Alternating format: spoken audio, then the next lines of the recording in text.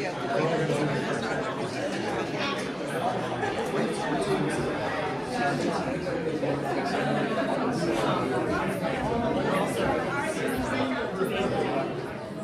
the first settlers who came to our shores, from the first American Indian families who befriended them, men and women have worked together to build this nation.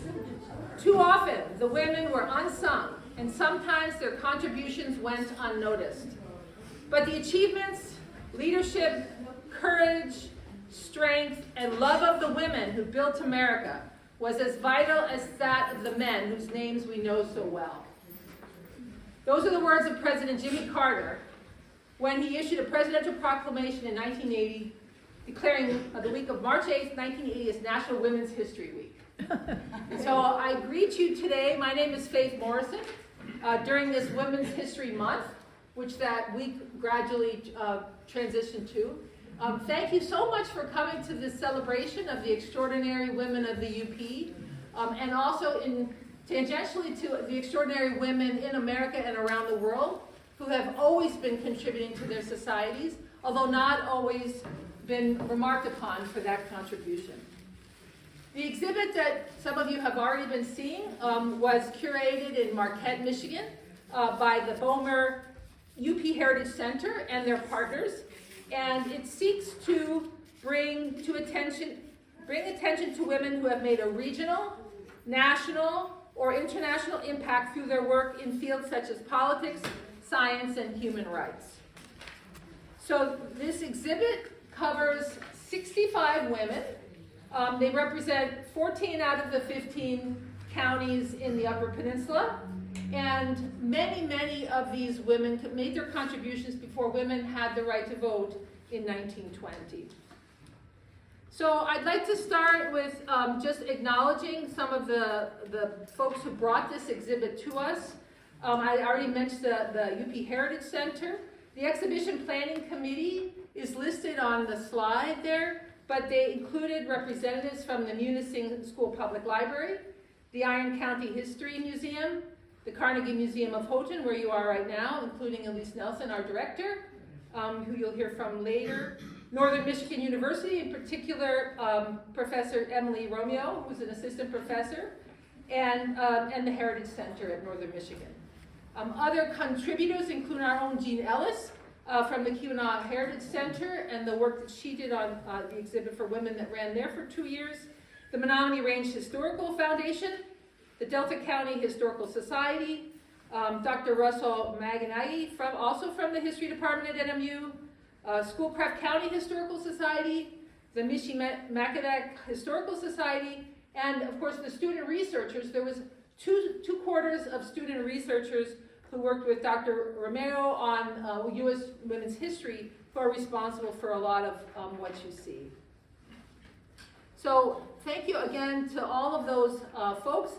The exhibit itself was partially sponsored by the Michigan Humanities Council, which is an affiliate of the National Endowment for Humanities. So as I said, I'm Faith Morrison. I am part of the board of directors of RiseUP, which is a group that got together in 2019 to prepare for the women's suffrage anniversary, which happened right during COVID. And so many of you maybe were here when we had our last big reception on a very snowy day that I'm very grateful we're not getting that snow here today. But now I'm truly delighted to have this large group of people here to look at these extraordinary women. This is the genesis of this exhibit was with the idea of celebrating Women's History Month, which is a month that we use to stop for a minute and see whether or not we have really truly been including all of those who contribute to our society that we might be overlooking because of our historical attitudes to what women can do. So I think we have been proving forever, women have been proving forever what they can do, and this exhibit is one written down version of proving what women can do that's so exciting to share with you. The panels that are here in the museum are organized by 10 particular categories. They are activists, people in the arts, community contributions, education, letters, medicine, military, pioneer, politics, and sports.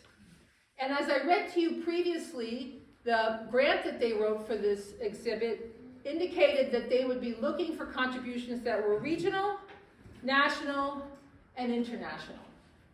And so what I'd like to do for the next little few minutes is to talk to you about 3 of the women in the exhibit, 1 each from those categories, and just tell you a little bit about them. There's some of it is from the slide, and some of it is additional that I have, but just to bring us all together with the kind of women we're talking about, and the kind of impact that one might have either locally, regionally, nationally, or internationally. And the first person I'd like to talk about is Cora Jeffers.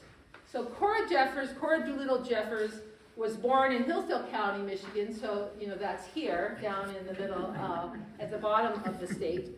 But when she went to college at Normal School in Ypsilanti, which is now Eastern Michigan, she married Fred Jeffers, who was from Atlantic Mine. He had been a school principal in Atlantic Mine, and so after they married, she moved back up here. So they taught in that school in Atlantic Mine, and then when the new school was built in Painesdale, they both went along. Cora went as the school principal, and Fred went as the superintendent. And just to show what an overachiever she was, she taught physical education, algebra, English, chemistry, foreign language, and advanced math. She also did the secretarial work at the school, and she also directed the chorus. And famously, when the swimming pool was built in Jeffers, at the age of 63, well, it was Painesdale High, at the age of 63, Cora Jeffers taught herself to swim so that she could teach the students to swim, and she wanted also to teach, and did teach, fancy diving. At 63. So that was not all that Cora Jeffers did. In the community, she was a suffragist. She went all over the UP speaking about women's suffrage and exhorting crowds to please vote for women to have the right to vote. She would tell women to exhort their husbands, brothers, and friends to please vote for the women's right to vote. She died in 1949. It was a few weeks after she retired. So she spent her entire life and gave her entire life to that school. She died in March. In August, they named the school the Jeffers School. Okay, that's Cora Jeffers. So the swimming pool story is one I will never forget. The second person I'd like to tell you a little bit about is Verna Mize. So Verna Mize was born in Houghton. She grew up in Calumet, went to Calumet High. She found her husband and married and moved to Maryland. Her husband was in the Marines. And she worked for a number of federal agencies as a secretary. She summered in the Copper Country and on Lake Superior. In 1947, the Reserve Mining Corporation was given an authorization to dump 69,000 tons of asbestos-like fiber taconite tailings per day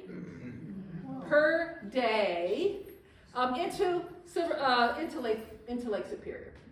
Okay, so that was causing enormous changes in the lake, and Verna Mize heard about this and traveled to Silver Lake, Minnesota to take a look to see the absolutely appalling sight of this tailing mess being dumped into crystal clear Lake Superior. Since she had grown up on the lake, she had a first-hand ability to understand what the impact was. So she visited Silver Bay. She saw the poor water quality compared to the clear blue of her childhood. The gray gunk was clouding the water for miles around and represented 50 times more volume than the natural sediment deposited by all rivers on the American side. So she decided something had to be done. So she started the Save Lake Superior campaign, and Verna Mize educated herself on the topic, including how drainage works in the Great Lakes from one Great Lake to another. Starting in 1968, she wrote nearly 2,000 letters to government officials, which were received politely with no response. In 1970, she started a petition campaign in the Upper Peninsula, addressed the petition to President Nixon to save the lake, 1970. She traveled all over the UP, and in 10 days she got 5,000 signatures. She then shared a plan showing that it was feasible, contrary to what the company was saying, to actually dispose of the waste on land and not dump it into the lake. And she lobbied governors, EPA officials, and others with bottles of dirty, milky water from Lake Superior, while the taconite company was busy showing crystal clear drinking water and saying that was the status of the lake. 6 Great Lakes senators signed on to her campaign. In 1972, so she started doing the position campaign in 1970. In 1972, the Justice Department sued reserve mining. 1972, remember that one as well. She picketed the courthouse and attended the trial. The presence of asbestos in drinking water had been established, so it was proven that it was poisoning the wells.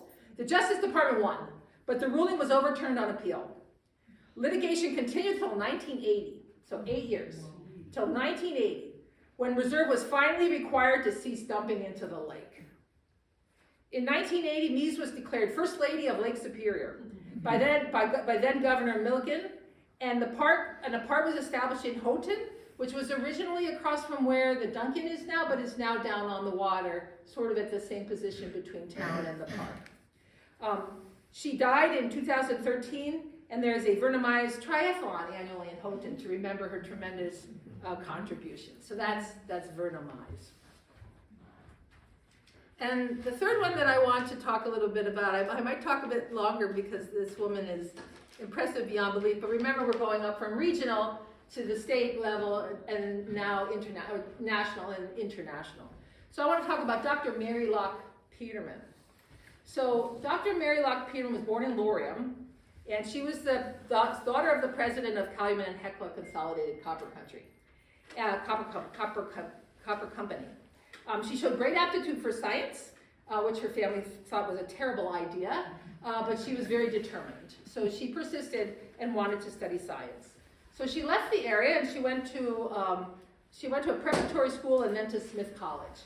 High honors from Smith College. She did research at Yale and then at Boston Psychopathic Hospital. That's not a typo, that's the name of the hospital.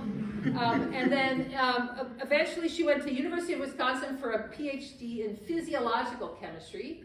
So chemistry of the body, okay. So she did that in 3 years. 1936 to 1939, just before you're not sufficiently impressed when she was doing these things. She performed research and taught chemistry at the University of Wisconsin. She was the first woman chemist on their staff to do that. And then there was the research that she did in Wisconsin. Dr. Petermann was the first person to isolate animal ribosomes, the sites of protein synthesis. Petermann found that the particles that had been found contained roughly equal amounts of DNA and protein, but varied greatly in size. She used analytical ultracentrifugation, so a centrifuge spins matter around in a circle, making very large g-forces, and allows particles to separate by their relative sizes. And the work that she did on this is very highly cited, and in fact, there was a Nobel Prize given in 1974 to George Palade for work that her work on the ribosome separation had allowed the kind of work that he did on electron microscopy. So you can't do electron microscopy on solutions, you have to do it on the particles, and you have to do it on the particles you're actually interested in looking at, and she was the one who allowed those particles to be something that anybody could look at. She also, in Wisconsin, worked with physical chemists, again with the technique of ultracentrifugation, and they made some very important discoveries about antigen molecules and the binding sites that again led to others to win the Nobel Prizes for being able to use the work that she collaborated on. In 1945, she also moved, she was at Sloan Kettering Institute in New York City for cancer research, so that's that physiological research. She taught biochemistry at Cornell Sloan Kettering Division of the Graduate School. She was the first female professor there. She was the first female full member of Memorial Sloan Kettering as well. Okay, so she was absolutely fantastic. there was those 2 Nobel Prizes. I'm not arguing she should have gotten them, but I'm pointing out the kind of collaborative research that is absolutely necessary for that level of contribution. And maybe I'm even arguing that prizes like the Nobel Prize don't send the right message about how that kind of knowledge is found, discovered, and figured out. The story very much reminds me of the DNA story, where Rosalind Franklin's work with X-ray could not have been done without in the discoveries for the structure of DNA. Okay, so on a little side note that I want to go to, I was looking up Dr. Petermann's papers, and I found 3 really important ones. And she had a co-author named M.G. Hamilton, which I found that unremarkable until somebody told me that was Mary Hamilton. And then I found that more remarkable. So these papers, one of them is a 2-women author paper by Petermann and Hamilton. And Mary Hamilton is an emeritus faculty member at Fordham University in New York City, and she's still on the web. She was active, according to the website, up to and including COVID times, but I don't know whether she's still around. But she's not as old as Mary Petermann, but she's also a very active woman chemist who made important discoveries in partnership with Dr. Petermann. And then I'm going to segue back to that in a second. Let me finish with Dr. Petermann's story. She has received a number of prizes. She received an Alfred P. Sloan Foundation Award in 1963 for advancement of cancer research for $100,000. I put that into a calculator, and with inflation, that's a $100,000 prize. She took that prize and traveled to Europe, giving lots of lectures and also availing of the opportunity to work in other labs that were of interest to her. She was a strong advocate for women in science. She founded and was first president of the Memorial Sloan Kettering Cancer Center Association for Professional Women in 1974. She authored more than 100 publications and 1 book. She was elected fellow of the New York Academy of Sciences. So, Mary Locke Petermann from Laurium, Michigan, tremendous story of international impact, and she's a member of Michigan's Women's Hall of Fame, and her great niece has brought along her medal, I suppose we call this, her medal for being in the Michigan Women's Hall of Fame. I wanted to let Dorothy Jameson talk at this moment just briefly, because I was really so impressed with her great aunt, and Dorothy, you were telling me a story the other day about how your great aunt was such an advocate for women in science. Can you say a little bit about that? She was definitely an advocate for equal pay for equal work, and when she founded that association at Sloan Kettering, it's because many of her male colleagues were making way more than she was for the same amount of work, and again, with more experience that she had. So pretty much her whole career, she always advocated for women scientists to get the same pay as the male colleagues, because they were doing the same work, if not even more. And that was one of the platforms she really, really felt strongly about, along with her science. Yeah, and when I was talking to Dorothy, she mentioned that one of her cousins, Jean Petermann Kemp-Zimmer, was also an extraordinary woman of the UP, and she's not in the show, but I think we should talk about Jean. Jean was the 4th curator of the A.E. Seaman Museum at Michigan Tech, and an early attendee of Michigan Tech, and Dorothy was telling me that when she was in her geology classes, this is a Seaman's granddaughter. Seaman's granddaughter. When she went she was the only woman in the class, and it was unseemly for her to sit in that classroom with all those men. She had to have a chaperone. Okay. When they went on field trips. Oh, when they My mother had to chaperone. Your mother had to chaperone. She was in high school. There's a wonderful, too long to go into, description of her extraordinary contributions and her extraordinary passion for minerals and mineralogical collection and curation. She designed, those of us who remember when the Seaman Museum was up in the top of the ERC, she designed individually all those cases and just made an extraordinary contribution. So I'm segueing in this into the last thing that I want to say, which is, isn't it just so obvious that there are a lot more extraordinary women of the UP? And so we have a little clipboard here which says, who do you want to nominate? And we're not limiting this nomination to people who have passed, as was done with this exhibit. But we would really like to hear who you think should have our attention, because as you can see, sometimes this type of knowledge gets lost. We forget to tell the stories about people and what they did and how they influenced us and how important they are to our societies. And we women in particular feel a strong responsibility that we need to tell these stories, record these stories.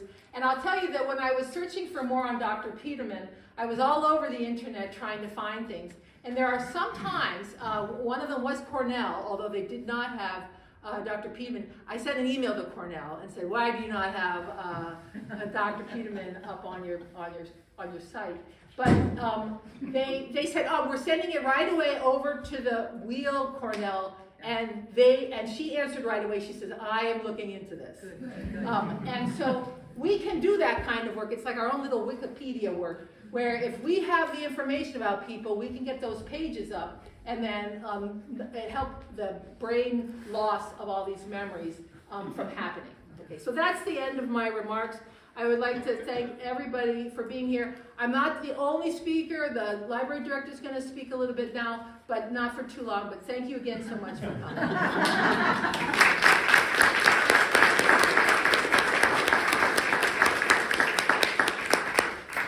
It's the museum director. What did I say? Library. I've got library on the brain. I love library. Well, and it's fitting in this building. It was a library. It was a library. It was a library Thank you. until quite recently. I did not know what Faith was going to talk about. So, I mean, I knew what she was going to talk about, but I didn't know exactly what she was going to say. So, I can't add too much. I wanted to say, I was asked, Dan Truckee, the director of the Beaumier Heritage Center, conceived of this exhibit and procured the grant from Michigan Humanities Council. And he asked me with the other 3 women to come along and help round it out, so that we tried to make sure that we had diversity of people from every county across the UP, and tried to get a diversity. I apologize. I have all these words on my brain. I know I'm not supposed to be saying Contribution, anything. type of contribution.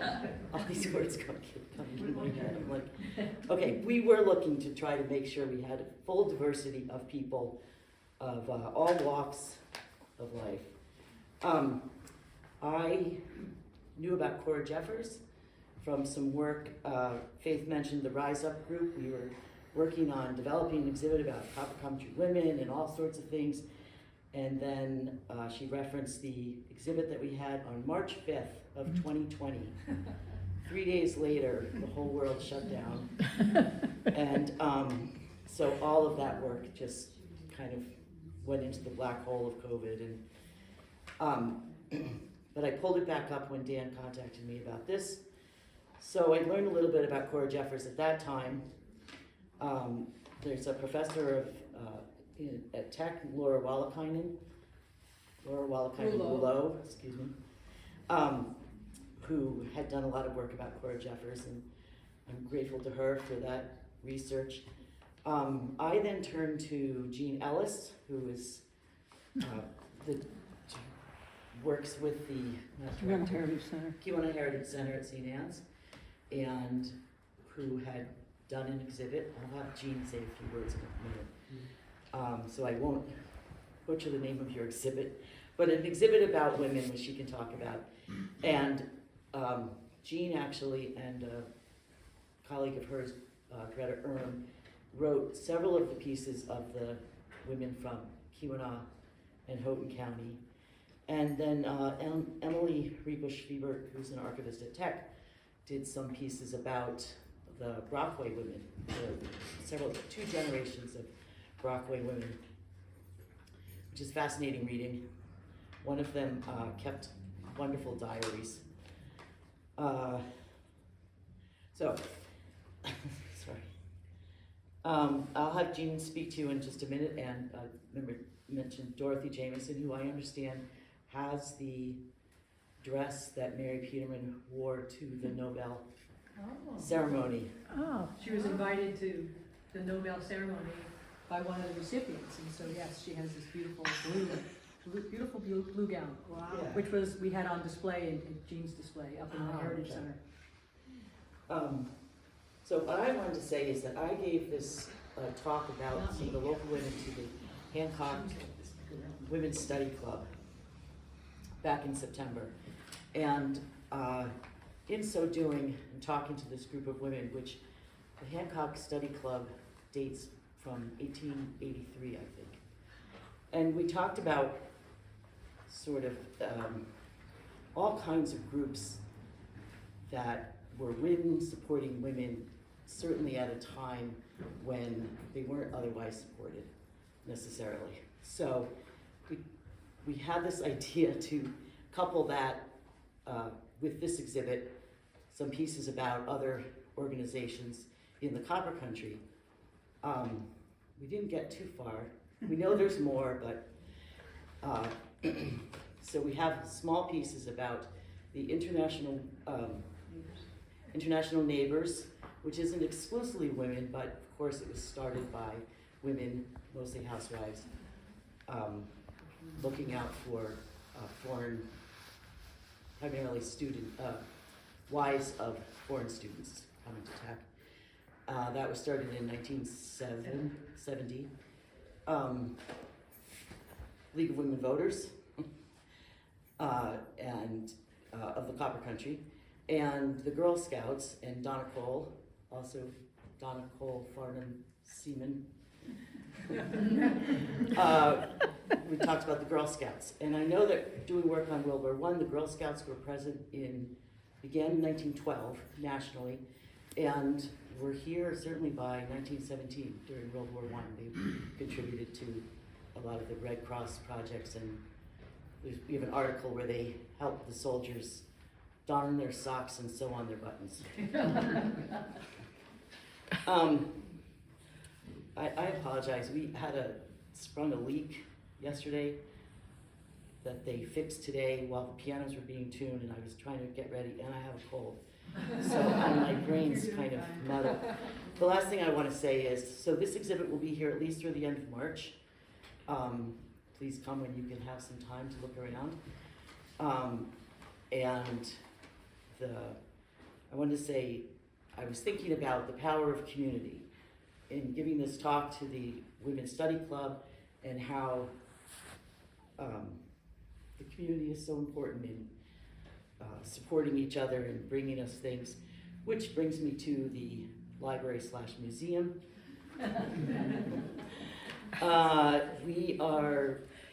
We're stalled out in the Keweenaw National History talks this year. We're doing fungi. Well, it turns out fungus is more popular in the fall, so we are going to have a talk on April 8th. That will be our only one for this spring, and that's another group of tech professor and students, Tara Ball, and some students that wrote a book about winter fungi in the North Woods. So that's April 8th downstairs. In the fall, we'll have some walk and talks about mushrooms. But our big membership gala is coming up April 12th, night at the museum, right here. Music on both floors from 6 to 8. Food, beverages, $30 admission. Please come support the museum.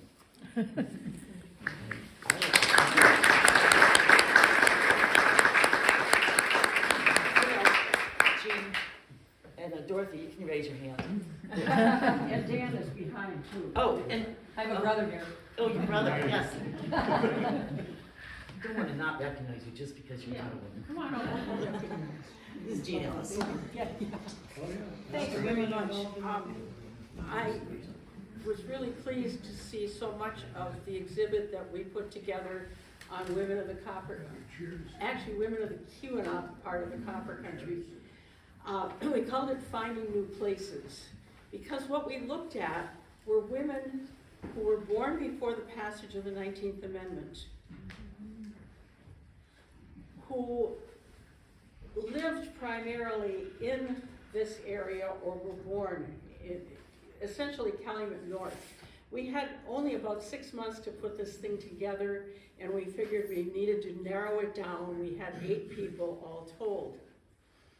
Among the things that we looked at, and I want to be sure that I get this right, we wanted people to be born before the 19th Amendment. We wanted them to be from the local area, and most important, what we looked at were that they had all had non-traditional careers. Now in 1910, 1 out of every 4 women in Calumet Township was employed. That was a surprise, but according to the census, that was the case. But very few of them had careers. So that was one of our criteria. At that time, and we thought this was very interesting, what women were told that they should do, what their roles in life should be, were to seek to make a good marriage, to make a home for their family,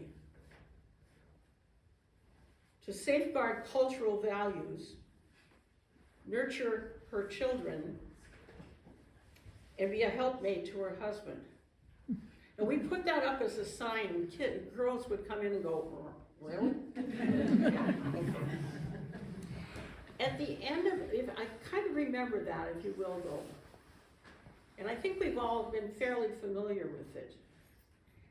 At the end of the exhibit, after people saw the different biographies, and we tried to emphasize the challenges that these women faced, the attitudes that they had to contend with, the most extreme attitude, and she's not featured in this exhibit, but I have to share this with you. Edla Feline was an optometrist who practiced in Calumet for 30 years. When she retired, and by the way, she did not take her husband's name in her practice, which was really unusual. But when they retired, they went to Florida for the winter, and they would come back here for the summer. And when Edla died, the Orlando Sentinel had as her obituary, Edla Feline, blah, blah, blah, died on Saturday, whatever it was. Mr. Remillard was an optometrist. Oh.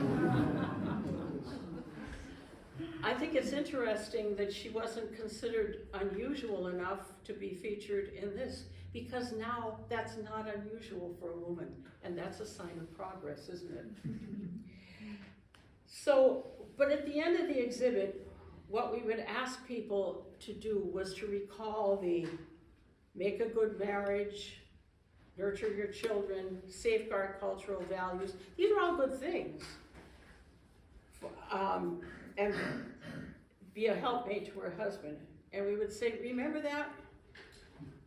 Now, if Mary Petermann, or Betty Roach, or primarily Manila Gipp, who was not George Gibb's wife, whatever, if they had done these things, if they had adopted that attitude, would their lives have been very different? Would they have lost some part of their lives? I think so. But more importantly, without them, what would we have lost? And I think if we look at the way in which women were regarded, we should also look at the way in which we extend that kind of thinking to other individuals from other groups of people.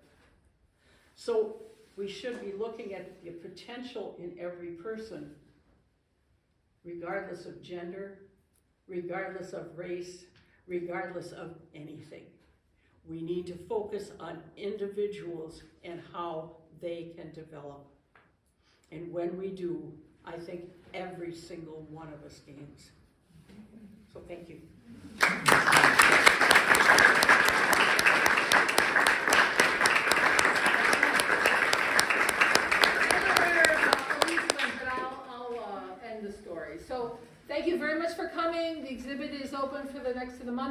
of food, please have something.